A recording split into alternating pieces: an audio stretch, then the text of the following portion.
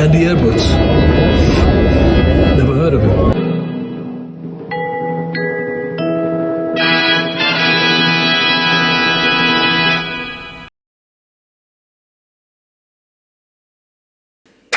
Here we are.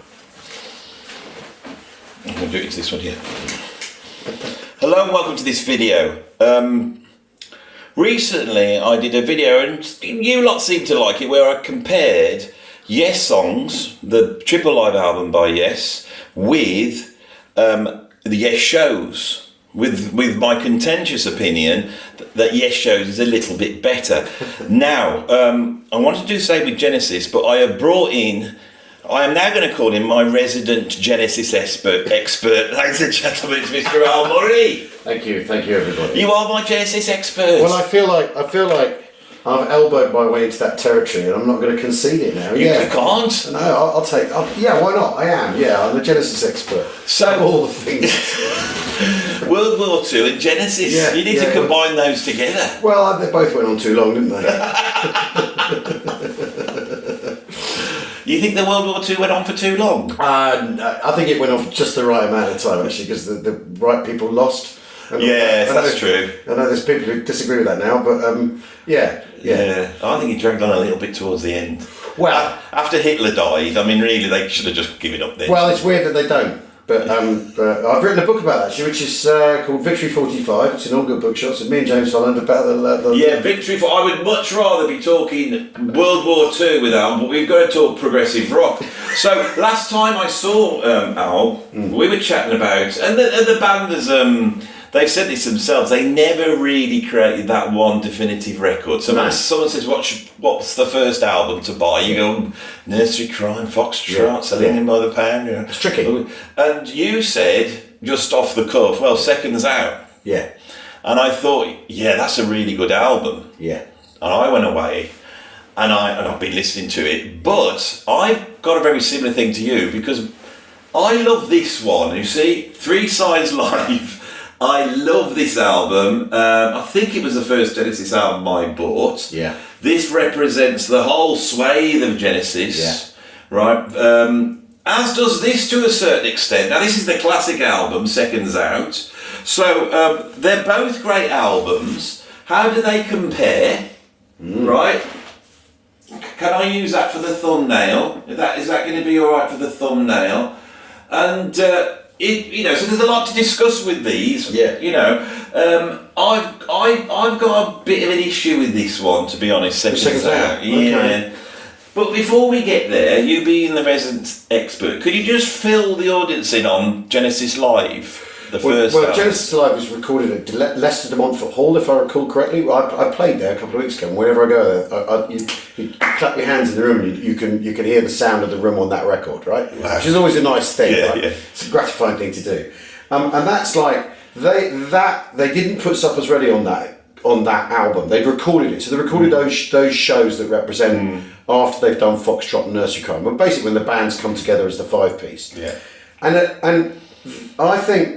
And that I heard that before I think I heard Foxtrot, because I sort of went very haphazardly through the Genesis back catalogue. Yeah. It's kind of like the tapes I could afford in Andy's records. Same here, yeah. You know what I mean? Like you'd be like, well, that one's $2.49. I'll buy that rather than the Lamb, which was sort of always more expensive. Yeah. Just more of it, right? Sort of real estate problem with music, and so. What you get is that intensity of the playing of them playing live. There's never on any of the records. It just isn't. I mean, I think it kind of is on Trick of the Tail, and it kind of is on Bits of the Lamb, but like that real balls to the wall. Yeah. Tonight's the night intensity that I think is really coming from Phil Collins. Really, in his drumming, he's got that. He's got that drive in him. But so the first live album, but that. I think the thing with that is the band doesn't feel like it's going forwards or backwards at that point, and then Selling Them by the Pound comes after it, and they're sort of carrying on the expansion of their sound and everything. Whereas Seconds Out, of course, represents that moment in the band's history where everything's changed. And I don't know. I think it. I mean, it's interesting because they made lots of live records, because there's these, and there's Genesis Live, there's Seconds Out, there's 3 Sides Live, and there's the one they did at the end called The Way We Walk, which is basically it's a summation of all the pop sort of 80s and early 90s pop years with a bit of old prog in it too. And so they obviously regarded themselves as worth listening to as a live band, as much, you know, they felt it was worth offering people. And they are a great live band, I think, that's without a doubt. Yeah. The Genesis Live, do you think if it was a double album, we'd be talking about it in the same, but it's just hampered because it's a single album? I think we would, and I think we'd be saying this is kind of like, this is, you know, if the phases of their career, this is the record you actually just have to have. Yeah, Supper's Ready was on there. Yeah. And you consider Supper's Ready on Foxtrot. It's like a first take drum part in Apocalypse 9/8. He just goes in, bombs it, and plays it. You can hear him sort of tuning into the time signature right at the start. It's amazing, right? So you'd have had them having rehearsed it and having it really down. Yeah. And there you can get that recordings of that.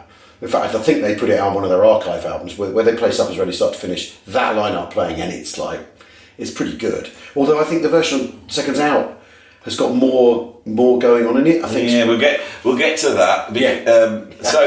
I think that Genesis Live album, I've got to be honest, I listened to it last night for the first time. Oh, really? I'd gone and listened to the knife on it because that's what it was known for me. Yeah. Was they got the knife on Trespass, but it really has got the Genesis sound there. Putting it on, it's what I kept thinking. It doesn't quite sound like live Genesis, and I couldn't work out what it was. Right. Then I went and put these on, and I went, that sounds like live Genesis. Right. You don't realise how much Chester Thompson is the sound of live Genesis. Yes. And Phil on the Genesis Live album, he's a lot more fluid and the tempos are going a lot more. He's the boss and he can do what he wants, whereas Chester's is doing a job. Yes. So that's a very good point. That's a really, really good point. Also, the music isn't, I think on Genesis Live, the music isn't quite as complicated yet. There aren't quite as many, it's not quite as ambitious yet. They're getting there, you know, and there are things that are in odd meter and things, but they haven't got to the sort of sheer ambition that's on, because I think that's what's really interesting, you know. On Seconds Out, you've got Robbery, Assault and Battery on Seconds Out.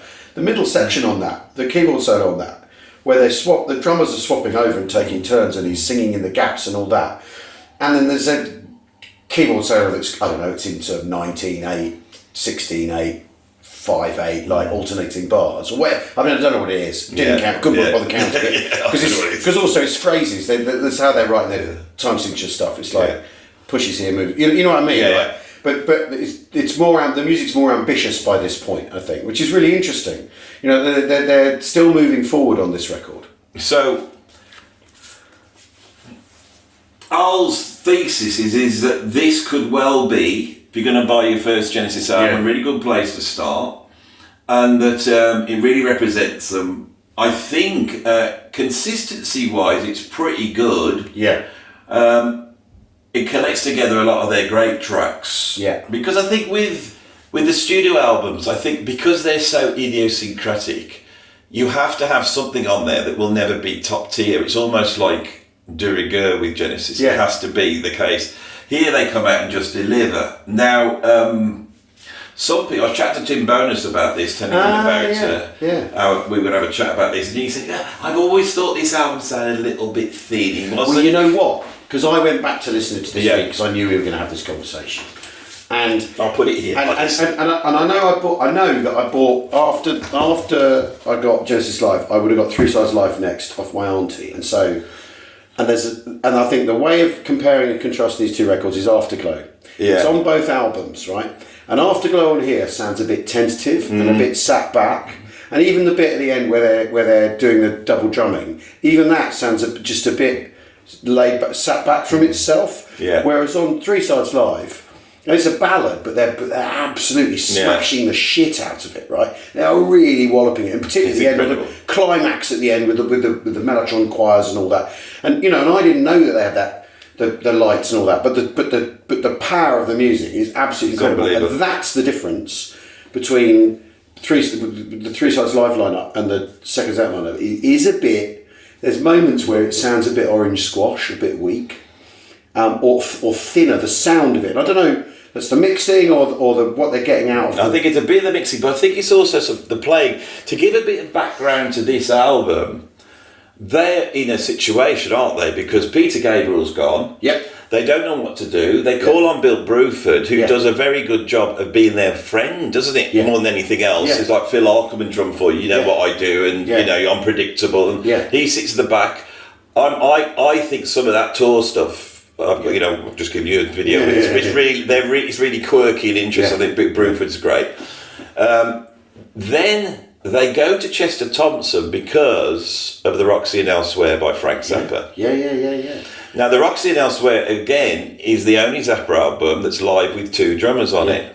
So I think there's a thing that starts with the Allman Brothers live at Fillmore East with the 2 drummers. I think that impressed a lot of different musicians. Frank loves that album because he does Whipping Post later on, you know, so he loves that. So he decides to have these 2 drummers. Now, Ralph Humphrey, the other drummer, that sadly died a couple of years ago, I did the very last interview with him on my channel. It's almost like he got in touch and he wanted to just explain his side of things. Incredible interview. He was such a gracious and incredible bloke. Oh, go look at that. Yeah, it's an amazing interview. And he said that he just turned up one day and Chester was there.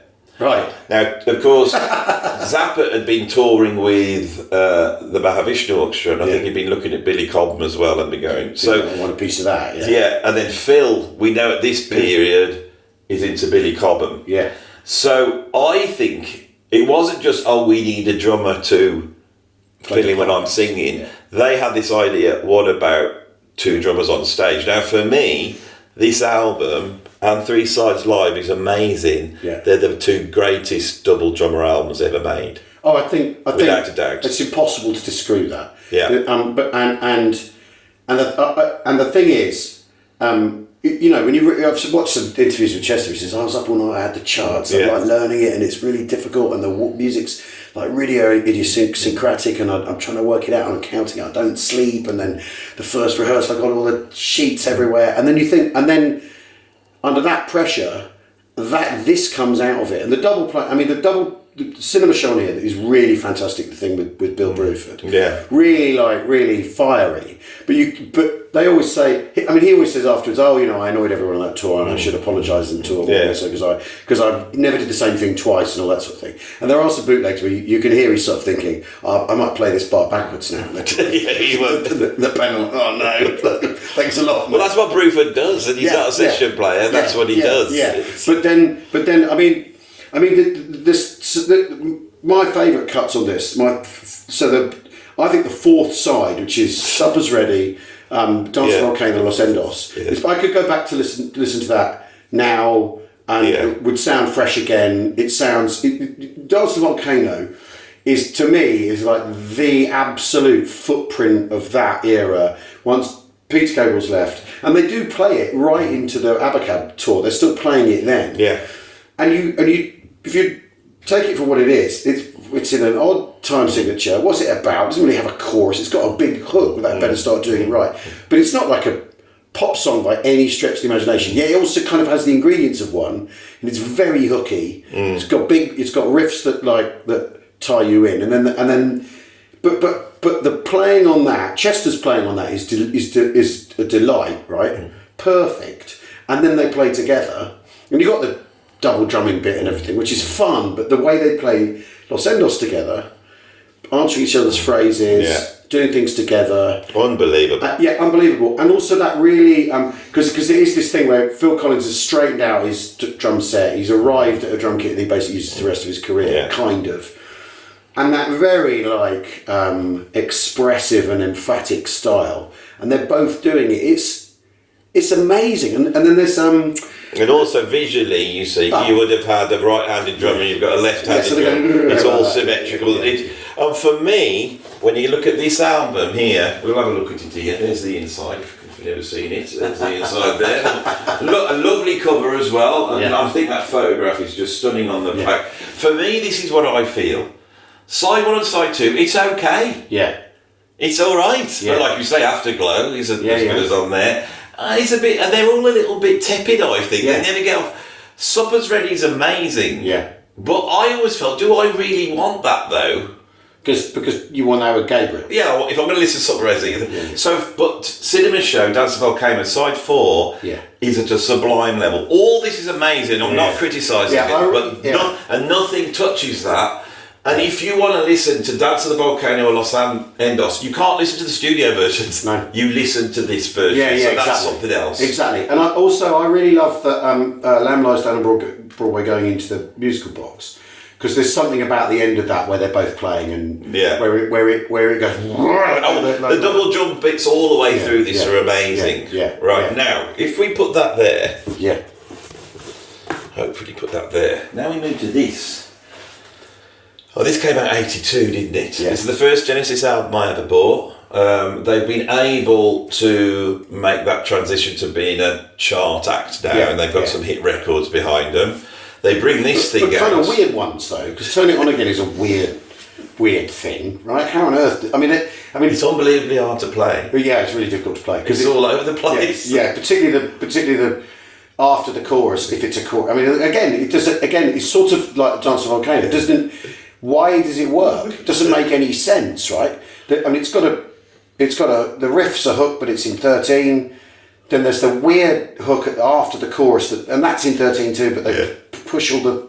It's just odd, but it's a hit record. It's really strange. It really is strange, and it's really catchy. Yeah, and exactly, really catchy, and that's actually the weird thing they're capable of. Is like taking very odd raw materials and making something catchy that he sings soulfully. It's sort of in a way, it doesn't make any sense at all. I was listening when I was doing all this last night.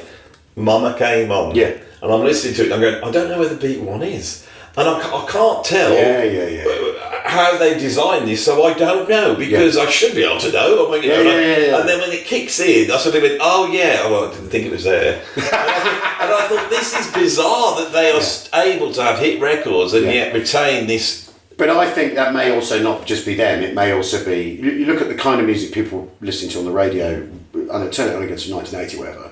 There's lots of weird things flying around. Yeah. There's a sort of maybe a more open-minded thing in radio programming and what people are prepared to listen to. You know, Salisbury Hill's not in a normal time signature. And there's Erasure. You know them. They covered Salisbury Hill and they put it into 4/4. They would do, wouldn't they? And it's like every time you hear it. That's the same on with that. Well, if any of those post-punk electro pop groups, any of them, if you sit down and interview them, they're all Genesis fans. They all love all this. Love all this. Yeah. But this is right. The power we're talking about at the end of Seconds Out is on this throughout, all the way through. It is, isn't it? It's amazing. And I think you're going to be with me on this. Well, because when we last spoke, you said no 3 stars, and so I went back and I became basically kind of obsessed with it again. I just think it's unbelievable, and I think what we've got with this has come out after Abacab. Yeah, Abacab was a little bit, to use a word or two, you know. So it was a bridge too far for many old Genesis fans, if you know what I mean. You know, Duke OK, Abacab, and there's a lot of tunes off Abacab here. Yeah. It's just awful. Look at the cover. The cover's awful. What do we get in the gatefold? Out of focus shot of something pink. Yeah, it's not brilliant. It's awful. And so, compared to this straight off, you don't feel it's in the same league. No. But for me, the tunes on Abacab they do. Yeah. Once it's put through this now, as you say, power. Yeah. Genesis, where they know exactly what they're doing and they know how to do it. Really muscular band. Yeah. So for me, Turn It On Again, that's the definitive Turn It On Again. The studio one's great, but that one. Yeah. And I love the way it starts. Yeah.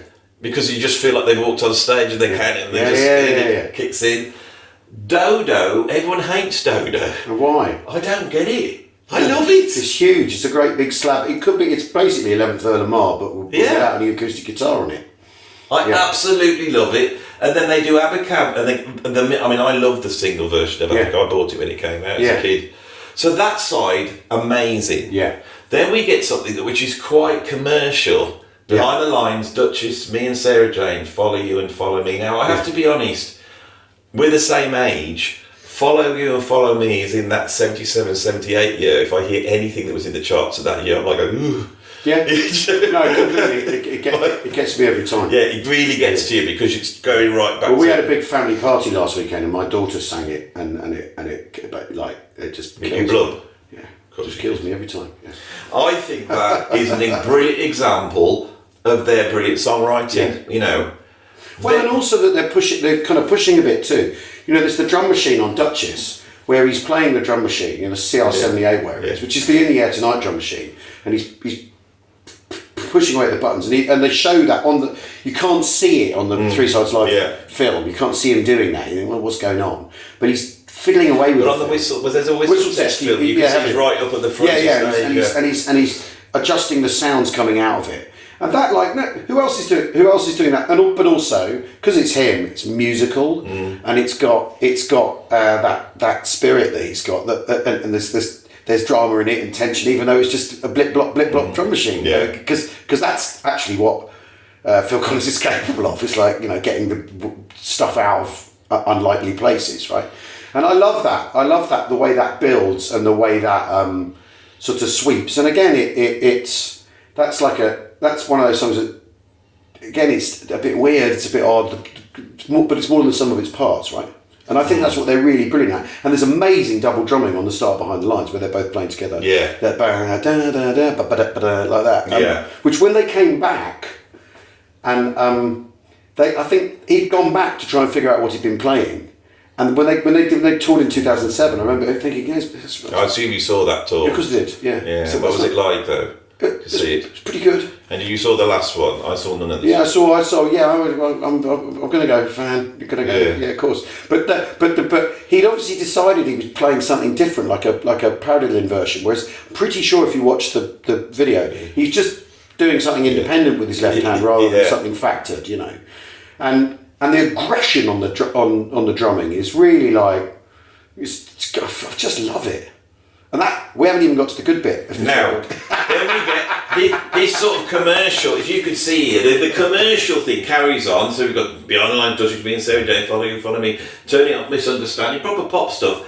Then we get, for me, the greatest bit of Genesis in the history of Genesis. Yeah. Which is a medley of In the Cage, Cinema Show, Slipper Man, Into Afterglow. And for me, when I hear the originals of the studio albums, they're less than the sum of the parts. This is the only medley in history that is greater than the tracks that they used to put together. It's just absolutely fantastic. And again, they played this, a variant of this, In the Cage medley, for a really long time. You know, after they play on, then there were 3 tour, then on the Duke tour, then on the Abacab tour, then on the Invisible Touch tour, or the Mama tour, and then on the Invisible Touch. Like In the Cage is basically the thing that stays with it all the way, with them all the way through. And then they reprised it in 2007. They didn't do it on the last outing. No, because he couldn't sing it. Couldn't do it anymore. But all of the functioning parts there, you know, and Chester's, and it's a long stretch of Chester playing and really, really loving it. It's all over the place. Fantastic, isn't it? This bit. Yeah. And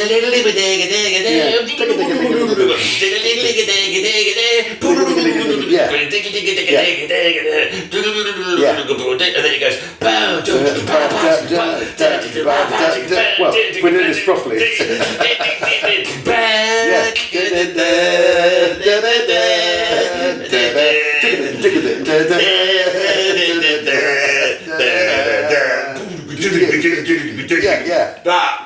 That's off Roxy Elsewhere. That's Montana. That's the Montana Phil. They put it in. Yeah. And then when he drops down, and then Phil jumps off. Yeah.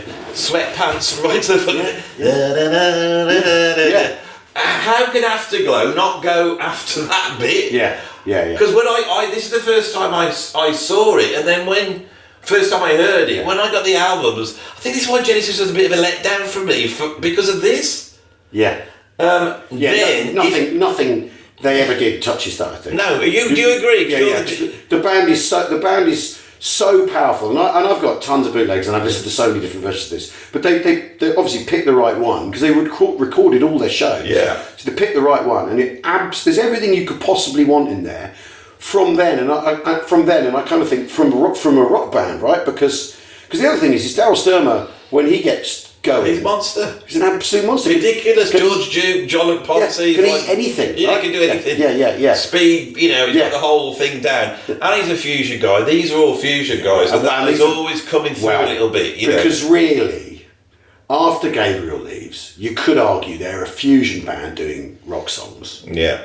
Actually. Yeah. And the person providing sort of harmonic... Because I know you're funny about Tony Banks, but I think Tony Banks' harmonic sense and harmonic understanding is in a world of its own. He's just got this... I absolutely love Tony Banks. Yes. He just seems a bit pompous to me. He's not. He's really funny. Because you didn't know him, Showbiz mates and all that. Yeah, he's funny. He's got a dry. Is that what it is? Yeah. He's always been droll. Because there's always this quote about that album where he goes, Steve Hackett disappeared during the mixing of Second Out. So I turned the guitar down, is what Tony Banks says, right? That's a joke, right? It's obviously a joke. I mean, of course it's a joke. And yet you've got lots of real hacky heads going, well, turning guitars down. That's a joke. Man makes joke. Posh joke, though. Yeah, it's a good joke. All the best ones are. Yeah, that's true. It is true. And then if you bought the American version, you'd then get Paper Late, which I quite like. Yeah. There's something funny. They put an EP out, didn't they, just before this? That's right, called with 3x3. 3x3, yeah. So that had Paper Late. And which I like because it's got something odd going on in it as well. Like there's a weird beat moving around. You can see why I've got Ali. It's not just because he's a celebrity. He really does know more than me. And then there's You Might Recall, which I really love, and which I think is from the Abacab era, but actually the best song they recorded at that time. They wrote a really beautiful song, and does a thing where it restates itself, but resets back where it began. It's really, really neat, really clever. And I think Me and Virgil, which is sort of like a Birds thing where there's a long 12-string solo in it. I've never heard any of this, you see. Where Mike Rutherford really wigs out, and then a couple of offcuts from Duke. So there's a thing called Evidence of Autumn and something else, I think. So there's the Duke sound, which is very different from the Abacab sound, which is sort of clearer. I always think Duke sounds a bit like it was recorded underwater, but then though on the British edition you've got. Carry on, Edwards. You've got on the British edition, of course. You've got more of this prog and going back, and they kind of clock backwards to when Bruford's playing with the band. That's what I love about this. This goes more pop than that, but it goes way more prog. Yeah. One for the Vine. Yeah. Fountain of Salmacis. Yeah. And then the It Watcher of the Skies. Yeah. It's just an overload. Now I've got to be honest. When people say, "What about Foxtrot?" I'm not a massive fan of Watcher of the Skies. No. It's just stiff. It goes on for ages, and it just does the same thing. Yeah. I did a gig in Canada with IQ once, and it was quite headlining a prog festival, and we went on with the musical box. Right. So I get off stage, and they're like, "Oh yeah." And then they said, "Shall we all come and play with the Watcher of the Skies?" Because that lot, they're just ready to play any Genesis song. Right, and I was going, well, which one's that? And they went, and I had to bust my way through it. But actually, it pretty much just keeps going. Right. I can remember it all, because it just keeps going. But there's all those weird stops over it goes, you're all right, we get it, right? Yeah. But the one here I think is the best version of Watcher of the Skies. Yeah, it is, yeah. And you've got on here Bill Bruford, and that snare drum at the beginning of it. But I actually think for double drumming on this record, the sort of purest moment is one for the Vine, and I think what they're doing there. Because it's one of those songs, it builds and builds and builds, and then there's an instrumental where Phil sits in and plays, and they do that thing where he's singing in the breaks, and they're playing it get together again, and it's essentially like a Return to Forever kind of sonic picture, right? And it's also sort of midpoint Genesis, where it's a mythic story about someone who turns out to be a messiah against his will and all that one for the Vine. It's not got the. They're not saying I love you at that point. Right? Yeah, it's also like as they move away from the prog, this is one of the last real big. 10 minute all the way. But there's that really brilliant in the middle of the bit where it goes. What's going on there, right? And then they do that, and they're playing through the odd time like it's in 4. Right, which is always really seductive to listen to. I think because it means you have to you sort of drawn with the phrases and it's sublime, the double drumming on that. Yeah. And as good as it possibly could be. And I think what's also interesting on that is Chester's playing like Chester Thompson on that. He's not playing like, it sounds like him. Yeah. Rather than he's just doing as he's told. Yeah. By that stage. He's a strange drummer because everything he's famous for, there's somebody else on the drums. Yeah. Even on Weather Report, he cuts around Michael Walsh. Yeah, that's right, yeah. You know, so he's always been up against it. Yeah. And to put these two up against it, so here we have the question. I believe that this Genesis 3 Size Live, as great as this is, and as we've all said, this is one of the Genesis' finest peak moments, but this is even greater. I would say yes, 100%. Job done. Yeah, it's a pleasure. It's been sorted out. You don't have to worry now. That's definitive. You can argue. Yeah. If anyone argues with this below the line, they're wrong. They're wrong. They're wrong. They're wrong. We've settled this. I think that's what's quite good. Actually, so next time you talk to someone, they go, "What's Genesis?" Like I've heard some of the Phil Collins stuff. I've heard the one about the illegal alien or whatever it was, But what should I get? And you go and get 3 Size Live. Does everything. Yeah. Does everything. Yeah. So we're in Wolverhampton. I used to live in Wolverhampton many years back. Yeah, over in Whitmore Reeds. So I've played here a couple of times at the Grand Theatre Wolverhampton. Oh. This is the end of your vast tour, isn't it? It's the end of this leg. Oh, you got another leg? Yeah, we started in January the 9th in where was it? Glasgow somewhere. And it wasn't. Was it Swindon? I can't remember. It's best not to dwell on it. And we finish tonight, and then we go out again in September until before Christmas, and then there may be some dates in the new year for a third leg. Because I'm having a really great time, and I'm sort of a bit annoyed with stopping now. Really? I got to go home, but at some point. But I am a bit annoyed because there's a few bits in it which I absolutely love doing, and that's quite unusual when you're sort of 5-6 months into a tour. Normally you're just thinking about did I leave the gas on and all that, and thinking about what you're going to have, which sandwich you're going to have in the car on the way home. That's normally what's going on in your brain while you're doing the stuff. But this is I'm really, really, really enjoying. Well, this show is it seems that you have a very strong structure, which has got doors in it that you can go through, and it all appears to be coming off the audience now that you're chatting to the audience. I think improvisation in comedy is like improvisation in music. You've got to be able to play the scales. Yeah. Right?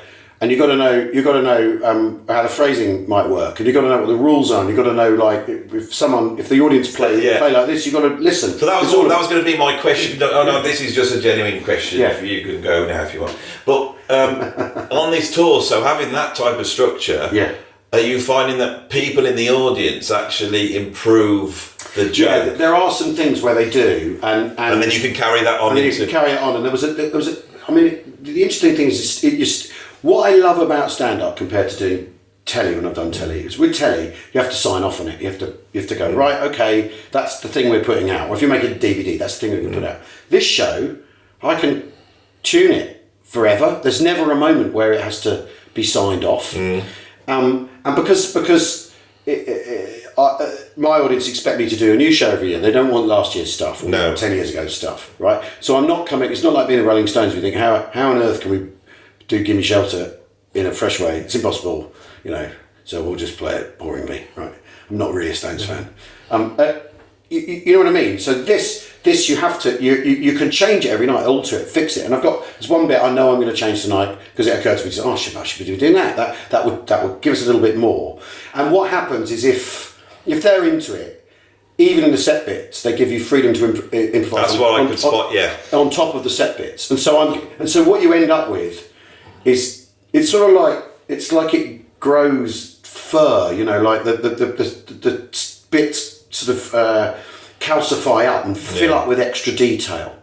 And I write these sort of trees of when I write stuff, I write these trees. So there's the concept, then the line to follow, punchline at the bottom, right? And what happens is the trees get longer, and then the further back the sort of sub ideas are from the tab line, as it were, the less important they are, but they go in, and you end up with the thing sort of blossoming. The ideas blossom around each other and support each other, and so on this tour, I had a big sequence at the end, like a really big set piece, but it was quite tiring to do, and it was, and my tour manager was going, "Come on, we're gonna go." Right? so I cut it. Yeah. And because we were running at an hour, so I cut basically 10 minutes, and then the next night, without that being it, the show was an hour. Because I ditched the stuff, but the rest of it had been given space to move and change, and I'd given myself the time to change it all. So it's always evolving, always changing, and you never finish. I can't believe this guy, because anyone knows how theatres work. That means you're pretty close, aren't you? Yeah. We got sort of 40 minutes. I mean, and the other thing is, I really don't like fuss and drama before a show. Yeah. I'm not interested in it. Sometimes when you do a big London show, like all the management come and they all turn up, and they all want to come in my dressing room, and they're all like excited, and you're like, yeah, you just want to just sort of wander on, don't you? Where were you in Wolverhampton?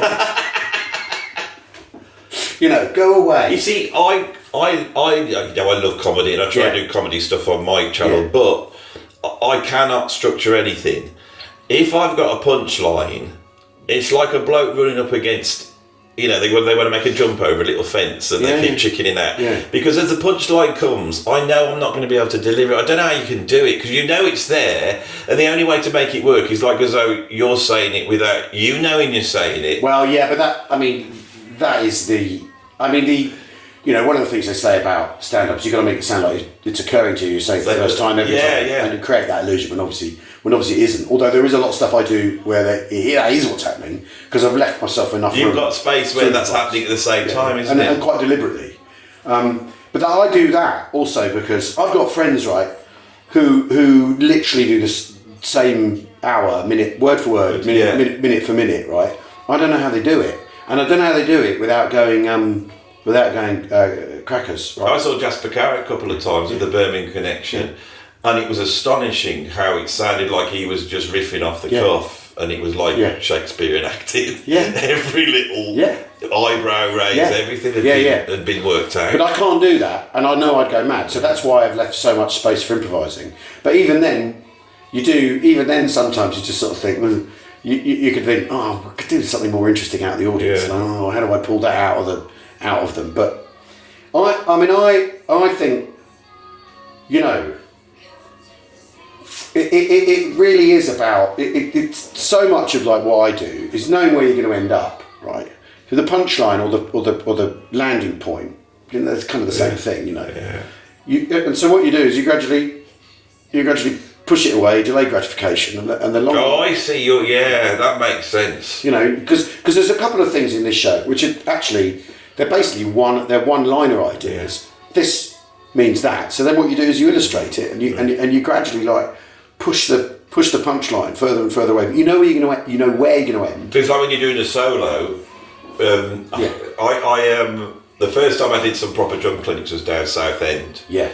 And it was me and Simon Phillips, and once we sound checked, I was in the dressing room like this on my own. You've lived it all your life, I've never had it, so I was looking at the bloody light bulbs going, I'm going to have to play this, like I got started panicking. Yeah. And so I had no one to go and see, so I went down to see Simon Phillips, only just met him, I'm panicking. And he said 3 things to me. He said, don't try and do everything you could do. Yeah. He said, don't play the drums, play music. Yeah. And then he said, as soon as you start, imagine it's a meter and the intensity's coming up. Every time it gets about there, he says, knock it back down. He says, never get there.